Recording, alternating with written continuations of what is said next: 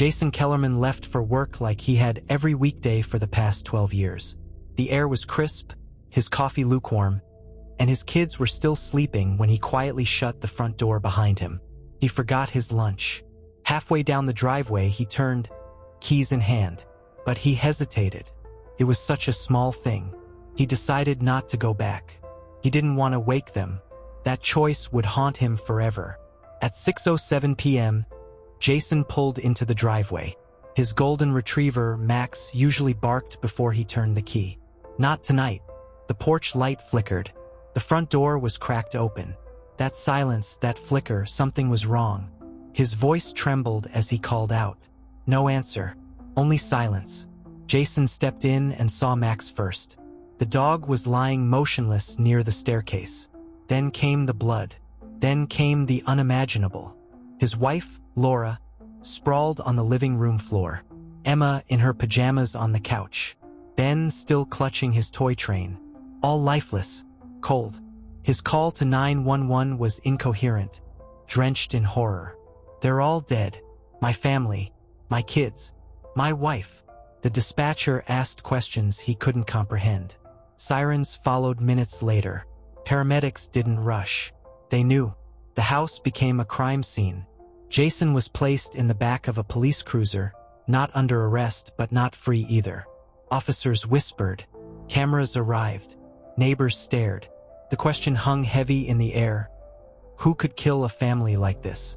Detective Marlene Holloway had seen gruesome scenes, but something about this felt deliberate, clean. There were no signs of forced entry, no valuables taken, nothing vandalized, nothing that screamed robbery. It looked personal.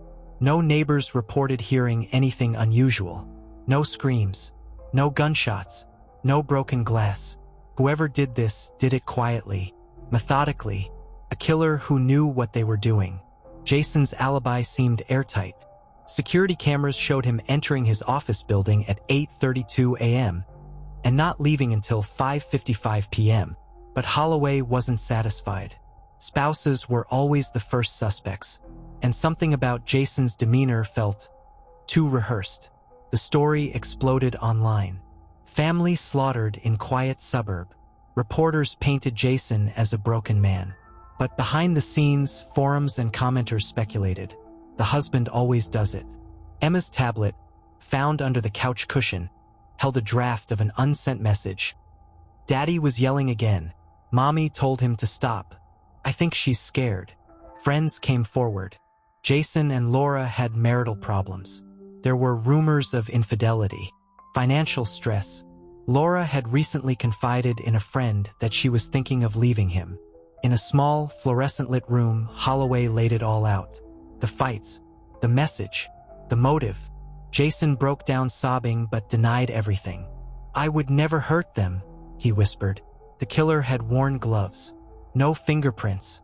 But Max, the dog, had fought back. Beneath his nails, DNA. A match was found, not Jason's. A partial profile from a prior assault case. A man named Alan Cray. Cray was a former IT contractor, fired from Jason's company 6 months prior after a breakdown. He had stalked multiple employees online. He blamed Jason for ruining his life. Emails revealed a disturbing pattern. Cray had sent anonymous threats to Jason, masked with encryption. Jason never reported them. He had dismissed them as internet nonsense. The Kellerman house had a Ring doorbell, but the footage was gone. Deleted remotely. Forensics retrieved fragments from the cloud. A man in a hoodie entered at 1:47 p.m. Jason had been minutes from returning home at lunch. Had he done so, he would have walked in on the killer. Instead, he turned away. A haunting what if.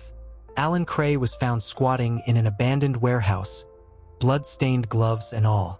He confessed in bursts, his mind frayed. She screamed too loud, he muttered. The boy wouldn't let go of the toy. Jason collapsed at the news. Relief and agony twisted together. The man who destroyed his life wasn't a stranger to the system. He was someone Jason had once shared office space with. Cray was sentenced to life without parole, but justice felt hollow. Jason sat alone in a courtroom, surrounded by ghosts. He was free, but broken. And every morning, when he grabbed his keys, he remembered the day he chose not to go back. Months later, Jason found a sealed envelope in the attic. It was a letter from Laura, never sent. She had been planning to leave, but wanted to give Jason one more chance. She believed in redemption.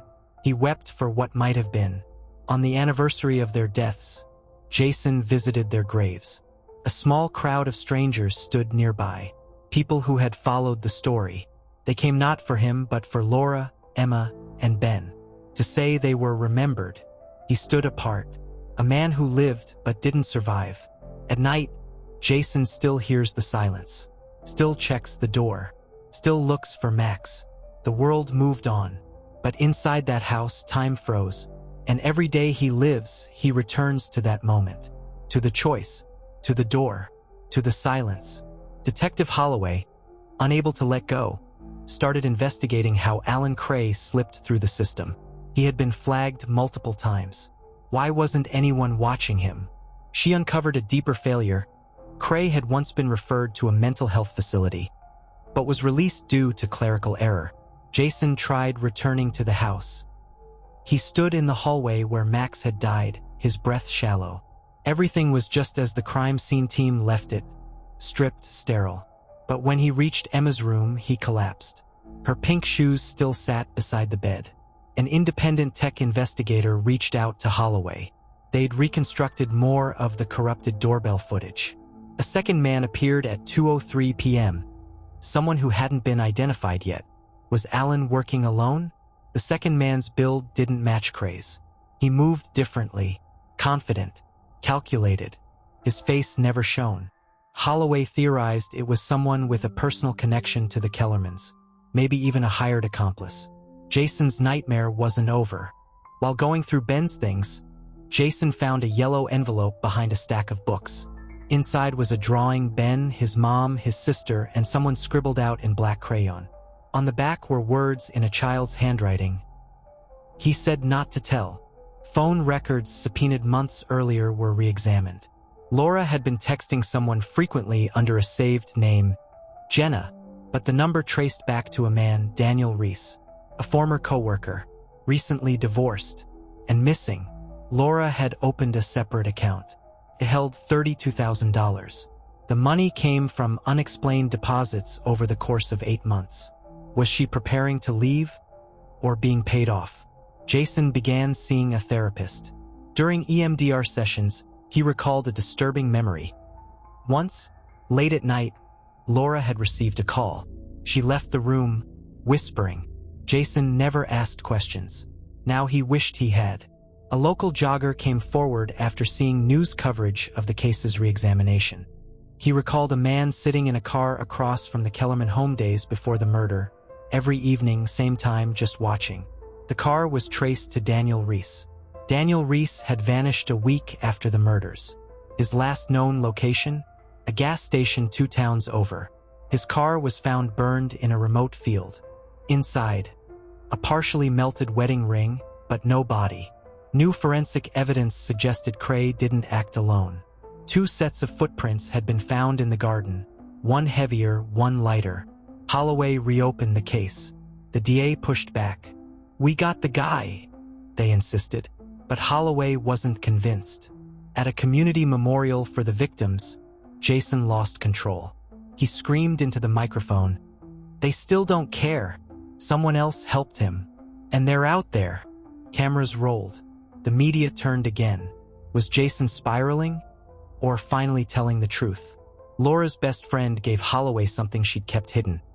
A diary Laura had asked her to hold in case anything ever happened.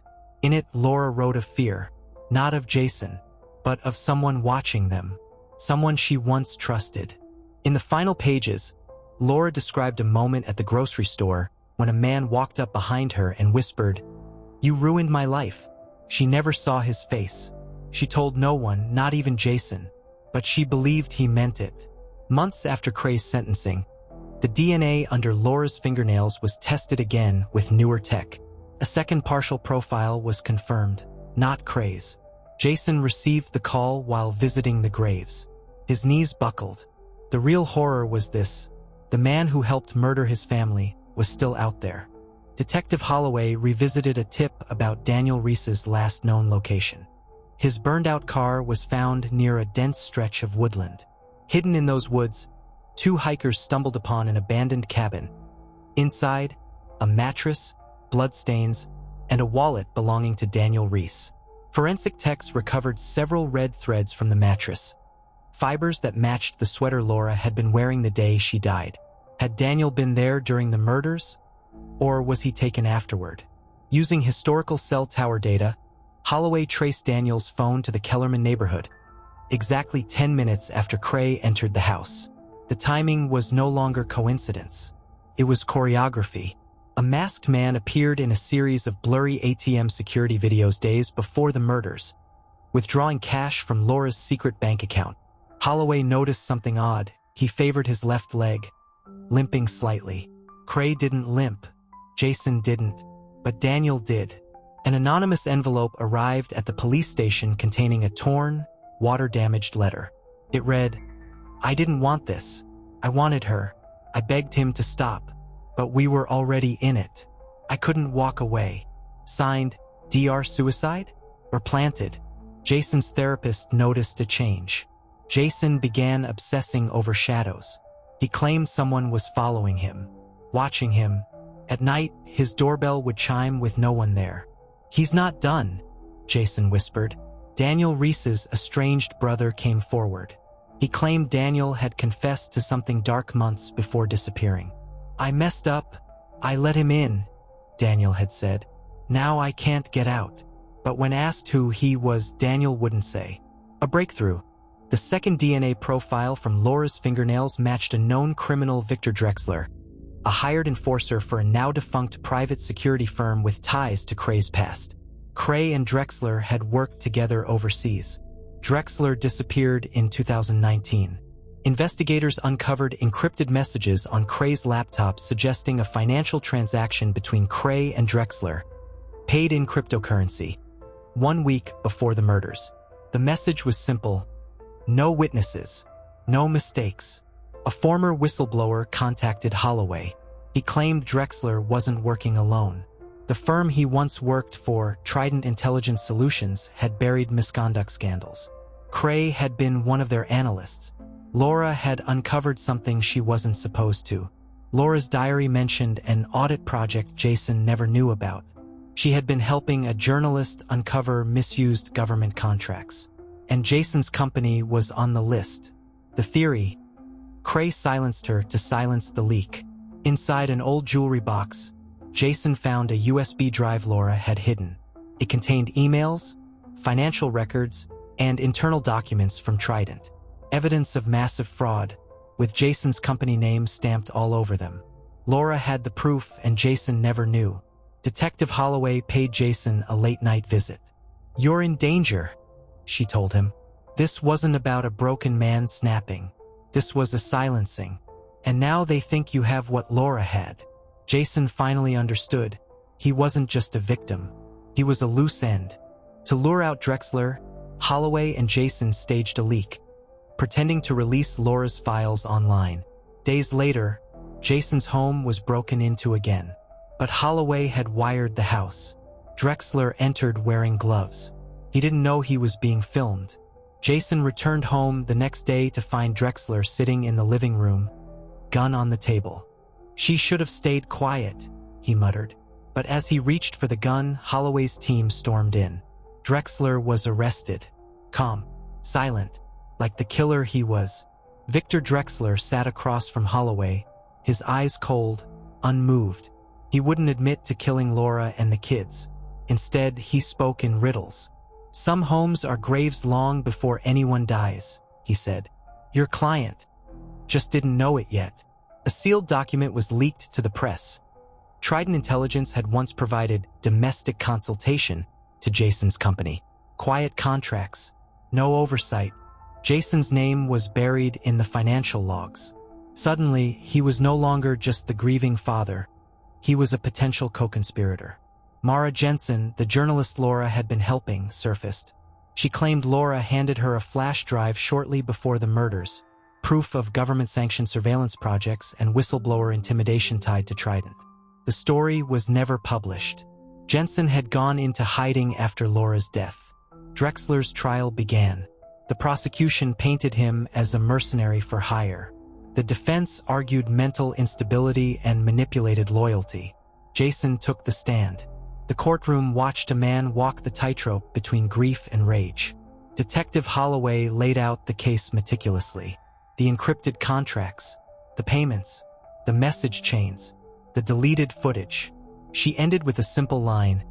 This wasn't a robbery, it was an execution. The courtroom fell silent. Daniel Reese reappeared, alive. He had been in hiding, fearing for his life. He revealed that he had warned Cray about Laura's investigation. He hadn't intended harm, but by tipping off Cray, he'd triggered the massacre. I killed them, he sobbed. By opening the door. 3 days. That's how long the jury spent deliberating. Jason couldn't eat, couldn't sleep. He paced outside the courthouse like a man waiting for a sentence of his own. Guilty. On all counts. Drexler didn't flinch. Jason wept silently. Justice had been served, but the hole inside him didn't close. It widened. Jason drove to the abandoned cabin, the site where Daniel Reese had hidden. He stood in the doorway, breathing the cold pine air. What am I without them? He whispered into the emptiness. Jason received a plain envelope in the mail, no return address. Inside was a photograph of Laura and the children, taken days before their deaths. On the back, not everyone who pays wears a mask, a threat, or a confession. Mara Jensen finally published Laura's story. The exposé shook the corporate world. Indictments followed. Trident was dismantled. Jason read the article at his kitchen table alone. Laura's name was in every headline. She was no longer just a victim. She was a hero. The government reached out to Jason. A book deal, speaking engagements, interviews. You can be the face of whistleblower families, they said. Jason declined. He didn't want to be a symbol. He wanted his family. While cleaning the attic, Jason found a tin box Emma had labeled Time Capsule. Open in 2025. Inside, a drawing of their family, a bracelet, and a note. Even when we're gone, love is still here. Right, Daddy? He collapsed to the floor. Jason met with Mara Jensen in person. She handed him Laura's final journal, something she'd kept private until now. The last entry, if something happens to me, it's because I found the truth, but I trust Jason to carry it. Jason stood once more at the graves of his wife and children. The wind whispered through the trees. I failed you, he said, voice cracking, but I told your story, and they listened. They finally listened. Jason noticed a man in a dark coat appearing repeatedly in his periphery. Outside the grocery store, near the cemetery, across the courthouse steps. He wasn't paranoid. This man was watching him. Detective Holloway showed up unannounced. You stirred up a hornet's nest, she said. Drexler wasn't the end. He was just a blade. Someone else held the handle. Encrypted messages uncovered during Drexler's trial referenced a codename Sable 9, a silent contractor who coordinated off-the-books operations for Trident. The money trail led to someone inside Jason's own company. Meet Graham Lannister, former COO of Jason's firm. Records showed he authorized the hiring of Trident not for security but to spy on whistleblowers. Laura's discovery had put a target on her back, and Lannister had approved the hit. Before the FBI could arrest Lannister, he vanished. Private plane to Singapore. Offshore accounts drained. Holloway feared justice might slip through their fingers again. An anonymous source within Trident reached out to Mara Jensen. The source offered damning audio. Lannister ordering the removal of Laura Kellerman, framing it as a containment mission. Jason agreed to meet the source in secret. What he found was chilling. The mole was Elena Cross, Drexler's former handler. She turned over files and demanded protection. Elena's files were stored on a corrupted hard drive. Jason took it to a data recovery expert. After days of work, they retrieved video surveillance of Laura's final hours. Drexler entering the home, speaking on a headset. Confirmed. The family's here. proceeding, everything fit. Lannister orchestrated the hit. Drexler executed it. Elena oversaw it. Trident cleaned it. And Jason, he'd been used. His silence, his access, his wife's integrity, all exploited. With international help, Holloway coordinated a sting. In a luxury hotel suite, Graham Lannister was arrested while dining on lobster. The footage went viral. Corporate hitman nabbed in international raid. This time, Jason was ready. He testified before a federal grand jury. Lannister tried to spin the narrative.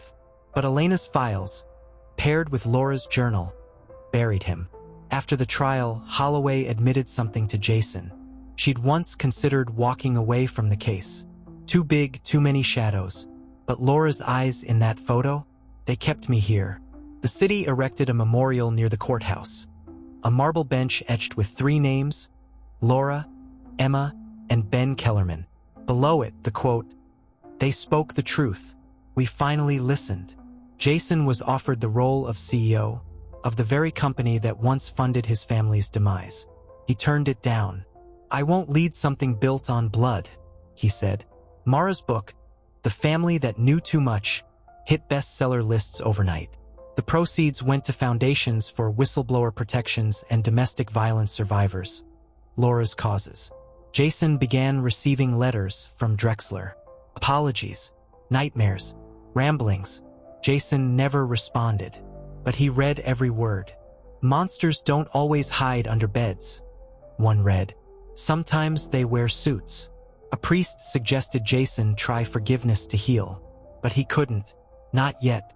Forgiveness is a language I no longer speak," he replied. But he wasn't angry, just tired. On the 2nd anniversary, Jason stood in the living room of the rebuilt house. No blood, no silence, just light. He lit 3 candles, one for each. He spoke their names. In her final journal entry, Laura wrote, "If you're reading this, then I'm gone. But you have to promise me something. Fight, not with anger, with truth. That's how we win." Jason sat on that marble bench, the city bustling behind him. He held a photo of his family. They were gone, but the lies were shattered. The truth stood tall, and justice, slow, bitter, but real, had come. Stay tuned for more chilling cases on Cold Case Chronicles, where the truth is always darker than fiction. If you haven't already, make sure you're subscribed to Cold Case Chronicles. We dive deeper into the most chilling, unsolved mysteries, and together, we uncover what was left behind. Like, share, and leave a comment below. We want to hear your thoughts. Stay vigilant. Stay curious. The truth never rests.